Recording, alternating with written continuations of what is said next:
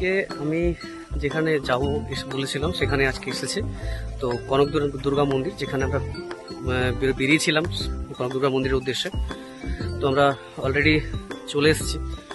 ওখানে কয়েকটা মন্দির দেখলাম, কনক দুর্গা মায়ের মন্দির দেখলাম এবং দর্শন করলাম।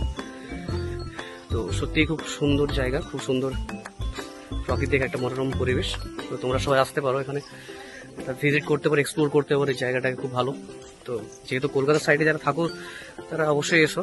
আর এই সাইডে তো মোটামুটি সবটাই প্রকৃতির উপর ডিপেন্ডেন্ট, প্রকৃতির নেচারটাই বেশি এখানে প্রাসঙ্গিকতা পায়। তো প্রত্যেকে আসতে পারো, খুব সুন্দর জায়গা। এখানে আমি আসবো বলেছিলাম, বাট এখানে চলে এসেছি অলরেডি। জায়গাটা আমি দেখাচ্ছি ঘুরে একবার। খুব সুন্দর জায়গা, সুন্দর মন্দির রয়েছে, মায়ের মন্দির, এবং পাশে আরেকটা মন্দির রয়েছে।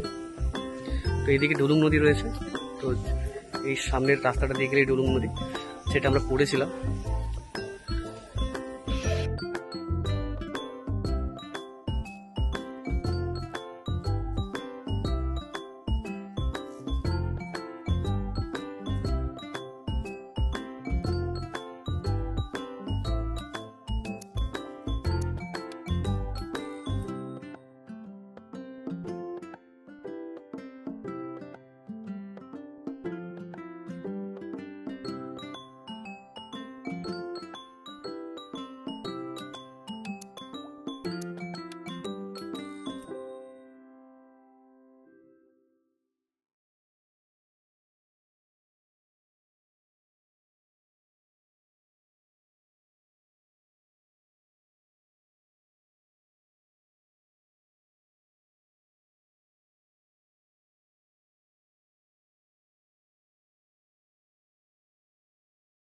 খুব প্রাচীন একটা রাজবাড়ি, এবং এখানে সত্যিই খুব প্রকৃতিটা এতটাই কাছে টানে সবাইকে।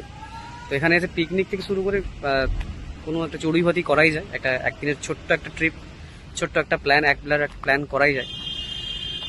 তো খুব সুন্দর, খুব সুন্দর জায়গাটা। আর এখানে রাজবাড়ি, অনেক পুরনো প্রাচীন রাজবাড়ি, যেটা আমি এই মুহূর্তে আসলাম, এসে পৌঁছলাম।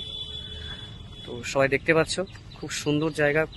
পাখির আওয়াজ, পাখিদের আওয়াজ, এবং প্রকৃতির যে একটা স্নিগ্ধ একটা গন্ধ, একটা স্মেল, একটা এনভায়রনমেন্টের যেটা স্মেল, সেটা সত্যি এখানে আসলে বোঝা যায় যে সত্যি খুব সুন্দর জায়গা, খুব সুন্দর একটা এক্সপ্লোর করার মতো জায়গা। তো সবাই আসো, এখানে আসো এবং দেখো, ঘুরে দেখো জায়গাটা।